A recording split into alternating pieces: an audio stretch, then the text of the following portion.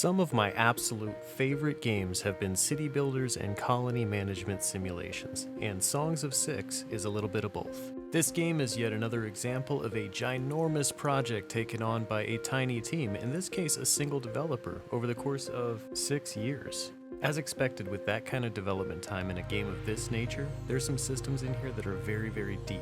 This is well fleshed out in a lot of areas. A really good example of it right off the bat is the world map. As far as I can tell, the whole game takes place on the single square that you pick, so the world map is incredibly well fleshed out and leaves some future expandability. I did spend some serious time in this game, but I will not claim to be any kind of master when it comes to choosing a location. I feel like I got absolutely destroyed by this game multiple times over, but it's a slow death. This game does not kill you right off the bat. It's not a raid or anything quick like that, it's much more sinister. If you've come here for tips and tricks, you are out of luck, gamer. The best one I have for you is don't get overly attached to your first city, or your second city, or your 15th city, for that matter. This is one of those games that makes you kind of want to restart when you learn something new, and you do that an awful lot, actually. And each new playthrough offers a relatively fresh experience. You can choose a different starting race, and that kind of influences how you build your city and what they like, what they don't. And of course, where you decide to build your city, next to a mountain, a river, it can influence a lot of decisions. As you build up your civilization with the goal of becoming larger and more prosperous, there's a lot more considerations than you might originally anticipate. The largest difficulty in this game, at least for me, was the balance between keeping your citizens happy while growing your civilization at kind of the correct proportion.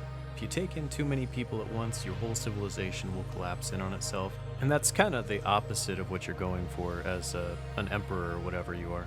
As I played through this one, it did remind me of a number of other games. Banished came to mind. That was a game that I absolutely loved as a city builder. It has a very chill atmosphere, and you just kind of build and go. You can walk away from this one unlike Rimworld. That might surprise some of you as a comparison because there's a lot of other games that look a lot more similar to this and might even appear to be more similar, but the difficulty for me, the best comparison was actually Banished. And that's probably because the needs of the citizens are so very central to everything you really have to do to have a successful kingdom in this game. I do need to nerd out for a minute over the fact that this game was created by a single developer in Java using the lightweight Java game library, and it supports so many pathfinding operations at the same time. It is absolutely stunning to me to see all of the different pieces moving together, so even from just a computer science standpoint, this is an impressive program.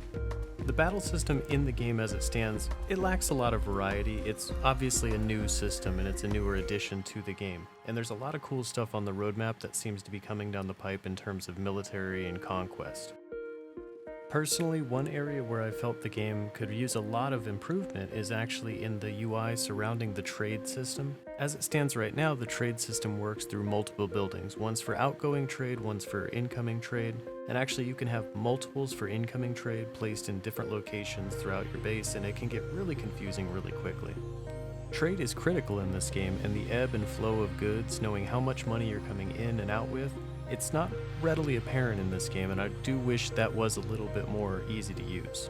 But the great news is this game supports mods, so chances are somebody's already worked on it and I just haven't downloaded it yet. This is a Let's Be Frank video, so let's talk about value.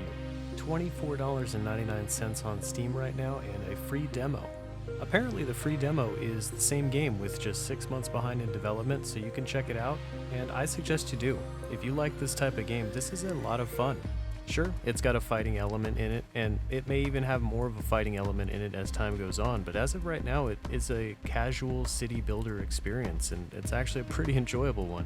From the perspective of a programmer, this is obviously a labor of love, and a lot of time and effort went into a project of this scale. From the perspective of a consumer, I had a lot of fun playing this game. Because I ended up spending so much time in this game, I got plenty of value for what I spent. Overall, I was extremely impressed by Songs of Six, and based on the roadmap, there's a lot more coming. So that'll be it for today. That's my take on what's in the game right now. Really gonna hold on to this one and keep an eye on the updates. I wanted to say a special thank you to those of you who've been leaving the comments and liking the videos. It really does mean a lot to me. I really appreciate it. Thanks for watching, everybody. We'll see you next time.